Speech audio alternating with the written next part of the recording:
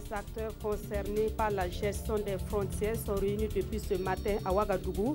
C'est à l'occasion de la première session du Conseil des frontières. Ils vont examiner et valider un document sur la stratégie nationale pour une gestion intégrée et efficiente des frontières. Et puis le continuum éducatif, objet de polémique entre les autorités en charge de l'éducation et les syndicats des enseignants. Cette politique éducative a été lancée au Burkina Faso depuis 2007. 8 ans après, pourquoi les avis divergent sur sa mise en œuvre? La réponse à cette question vous sera donnée dans la chronique Société de cette édition. Mesdames, Messieurs, bonjour. Merci de suivre cette édition. Toutes nos excuses pour le démarrage tardif de votre journal. Pour un traitement efficace des questions liées aux frontières, le Burkina Faso veut se doter d'une stratégie nationale en la matière et c'est le principal sujet évoqué à la première session du Conseil des frontières débutée ce lundi même à Ouagadougou. Déjà, des documents relatifs à la gestion et au diagnostic des localités frontalières ont été élaborés. Ces documents seront donc examinés et validés à cette session du Conseil des frontières. Sur l'ouverture des travaux, le reportage de Ernest Kambiri.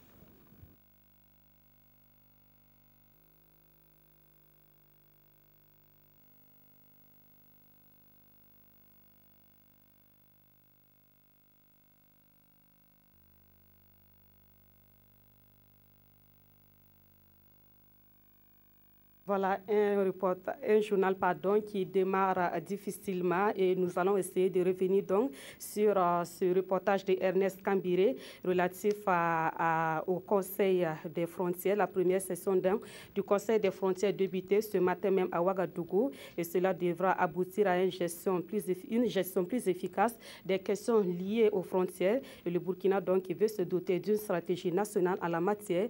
Nous allons essayer donc de revoir ce reportage de Ernest Kambiré sur l'ouverture des travaux débutés ce matin même dans la capitale burkinabé. L'insécurité grandissante aux frontières, le Burkina qui partage une frontière terrestre internationale avec le Bénin, la Côte d'Ivoire, le Ghana, le Mali, le Niger et le Togo veut disposer d'un référentiel d'intervention et de gestion des frontières. Il s'agit pour le pays de définir une vision et des orientations en matière de gestion intégrée de ces frontières. Nous avons des frontières du Burkina. Donc ces référentiels sont le diagnostic des zones frontalières, la stratégie nationale des frontières et son programme d'appui à la gestion intégrée des frontières. Donc ce sont ces trois documents qui seront examinés par le Conseil des frontières qui est l'organe délibérant de la Commission nationale des frontières. Tous ces documents seront examinés au cours de cette session. Ils seront validés. Promouvoir la coopération transfrontalière et faire de ces zones frontalières un espace intégré de développement socio-économique afin d'éviter les conflits de tout genre.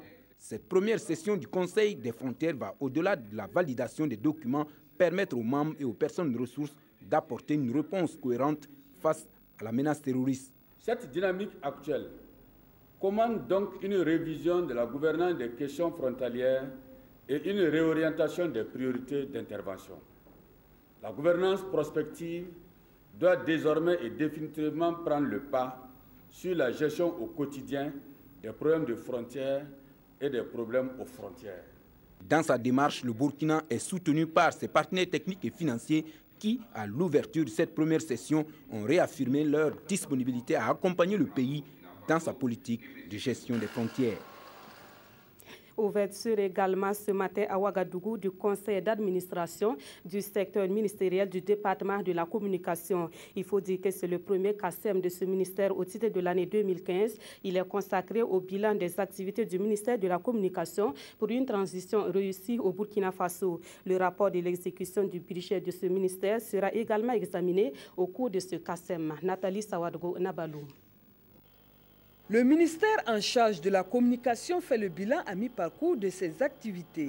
Il est question ici de revisiter le plan de développement des éditions Sidoya, le projet de la télévision numérique terrestre et les dispositions que doit prendre la RTB pour faire face à l'avènement de la diffusion numérique par des émetteurs terrestres. Comme vous le savez, quand on est arrivé, il y a tout un ensemble de réformes qu'on entendait mettre en œuvre, notamment donc comment s'assurer que ce soit la RTB, que ce soit Sidoya, qu'on puisse aller vers des médias, par exemple, du service public. et aussi voir dans quelle mesure on peut travailler à améliorer les conditions sociales au niveau des travailleurs. La TNT, qui est très importante, vous savez qu'on devait basculer le 17 juin. Malheureusement, on n'a pas pu respecter les délais et cela aussi, il faut dire qu'il y a pas mal de pays au niveau de l'espace UEMOA qui n'ont pas pu le faire et cela est dû essentiellement à un manque de financement.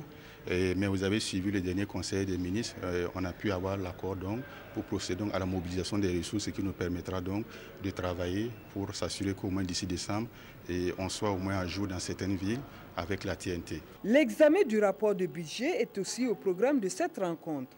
Une rencontre qui devrait permettre de faire des propositions pour une meilleure coordination des actions en vue de mettre en œuvre la politique sectorielle du dit ministère dans les délais prévus. La Ligue des consommateurs burkinabé s'est dotée d'un nouveau siège pour mener ses activités avec plus de succès. Des activités en rappel qui consistent à veiller pour sauvegarder les intérêts matériels et moraux des consommateurs burkinabés. Le nouveau siège de la LCB a été présenté à la presse, une occasion aussi pour la structure de faire le point de ses actions. On retiendra de ces actions que la Ligue des consommateurs a contribué à saisir d'énormes quantités d'huile fruitée. On fait le point avec Relwende Céline Ilboudou. L'actualité nationale ces derniers mois est marquée par des scandales à répétition sur des produits impropres à la consommation. De l'eau minérale aux huiles moteurs, aucun produit n'échappe à l'ingéniosité des contrefacteurs qui se préoccupent plus de leur chiffre d'affaires que de la santé des consommateurs. Face à cette situation, la Ligue des consommateurs du Burkina, conformément à ses missions, reste en veille. Des saisies sur des produits de mauvaise qualité, qui vont des pâtes alimentaires, des pâtes dentifrice, également des produits pétroliers. Ces analyses ont révélé que ces produits sont impropres à la consommation humaine et nous avons déposé les résultats d'analyse au niveau de notre avocat Maître Farama Prosper qui va formuler une plainte en bonne et due forme pour que nous puissions poursuivre les auteurs de ces malversations. La Ligue des consommateurs assure que le récent incendie au siège de la Sonabel n'aura pas d'effet sur la fourniture en électricité. Nous allons répéter aux consommateurs ce que le directeur général de la Sonabel nous a dit. Il a dit qu'il n'y aura aucune répercussion négative sur la qualité des prestations de la Sonabel en l'endroit du consommateur. De mars à juin 2015, la Ligue des consommateurs, en collaboration avec les forces de l'ordre, a permis de saisir plus de 27 000 litres d'huile fruitée. La dernière saisie en date concerne des huiles moteurs de marque Total et Shell par la gendarmerie de Basse-Cuire. Et les consommateurs de la volaille pourront désormais avoir de la viande obtenue dans de meilleures conditions. Une unité moderne consacrée exclusivement à l'abattage de la volaille a été inaugurée hier dans la capitale burkinabé. Située à la cité An-3, elle a une capacité de plumage d'environ 2000 poulets par heure. Fini donc l'insalubrité constatée jusque-là dans l'abattage de la volaille et qui constituait un risque énorme pour la santé des populations. Roger Kam, Ini Janine Kambiri. L'inauguration de l'unité moderne d'abattage de volailles dénommée Bonne Volaille vient mettre fin à l'insalubrité que connaît le marché de poulets de Koursenyaar, sise à la cité An-3 de Ouagadougou. Ce site d'abattage premier du genre au Burkina est l'œuvre de El-Haj Amidou Compaoré.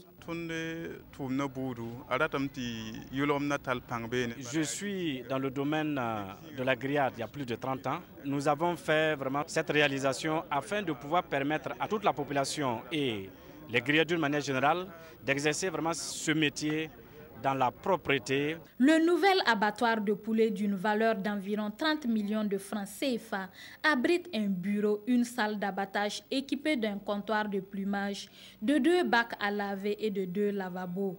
La salle de traitement, elle, est équipée de 2 aspirateurs et de 2 congélateurs.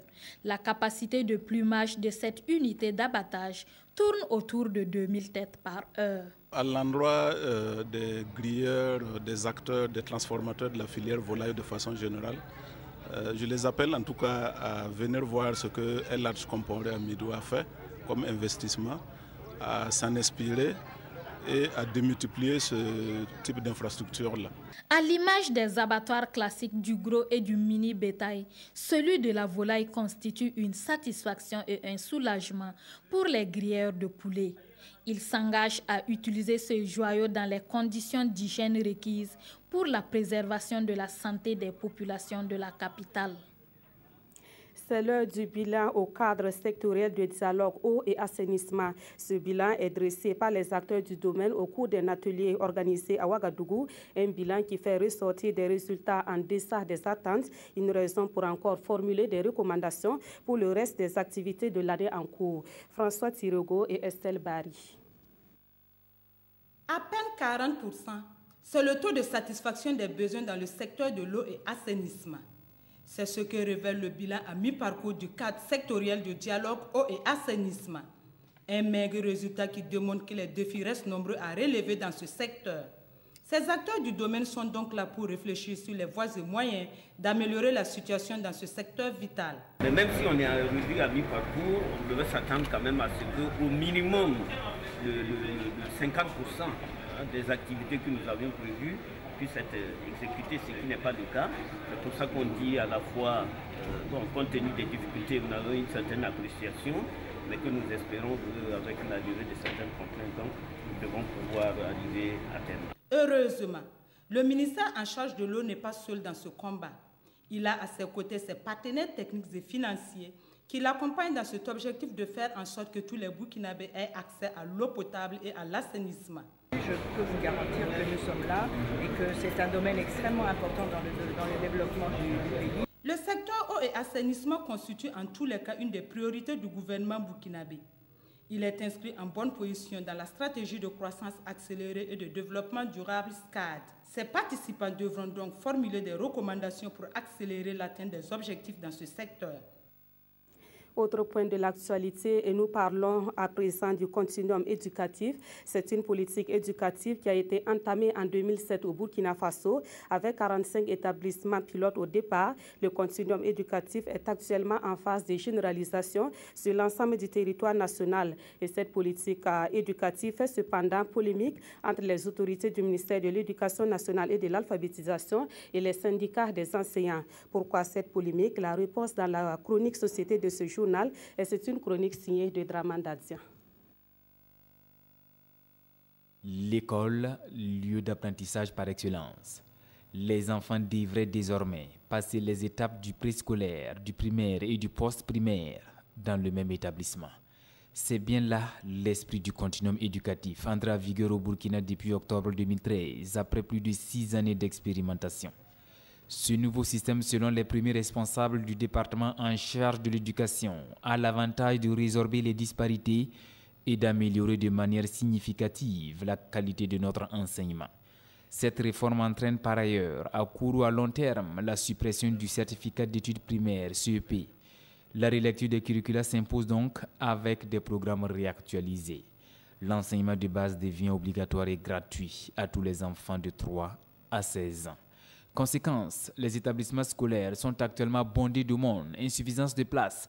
Même les 1035 classes d'emprunt et les 4000 classes sous paillotte enregistrées sur l'ensemble du territoire national n'ont pu venir à bout de la surpopulation dans les classes. La barre de la centaine est franchie par endroits, alors que la moyenne est de 1 instituteur pour une 50aine d'élèves. Les collèges version continuum ont également fait des enseignants, disons des professeurs à plusieurs matières, 3, 4, voire 5. Des syndicats d'enseignants dénoncent ce qu'ils appellent une incohérence pédagogique notoire. À travers marches, sitting et meetings, ils demandent la suspension du continuum en attendant que toutes les conditions soient réunies. C'est là, en effet, la pomme de discorde. Les tractations se poursuivent tout de même. Et si l'on veut bien gagner le pari du continuum éducatif, le MENA et ses partenaires devraient davantage faire des concessions et mobiliser au moins 91 milliards de francs CFA. Voilà, et puis sachez que la rubrique Société vous sera désormais donc proposée dans tous les lundis dans nos différentes éditions. Sur de ce journal, l'Association des chantres de la paix et l'Association Vie Nouvelle organisent en fin août un festival dénommé J'aime mon pays. L'information a été donnée d'un point de presse que les organisateurs de cet événement ont animé ce week-end à Ouagadougou. L'objectif du festival J'aime mon pays est de promouvoir la paix et le dialogue social au Burkina Faso. Cela se fera à travers le chant et à cet effet, les organisateurs annoncent la participation de 300 artistes musiciens à ce festival. Roger Kam, Ismaël Dilouma, Sirima. Promouvoir la paix à travers les chants, C'est l'idée du festival J'aime mon pays. Ce festival aura lieu dans la dernière semaine du mois d'août. Et selon les organisateurs, près de 300 personnes sont invitées à chanter pour la paix. Le festival veut également faire la promotion de la laïcité dans le but de consolider et de prioriser le dialogue entre les différentes couches sociopolitiques du Burkina Faso. Nous espérons ainsi accompagner les échéances électorales à venir grâce à la sensibilisation et la culture de la paix dans toutes les localités du pays auprès des leaders d'opinion, des jeunes des partis, des politiques, des organisations de la société civile et auprès des élèves et étudiants. Au-delà du festival, l'association Les Chantres de la Paix et Celle Vie Nouvelle espère faire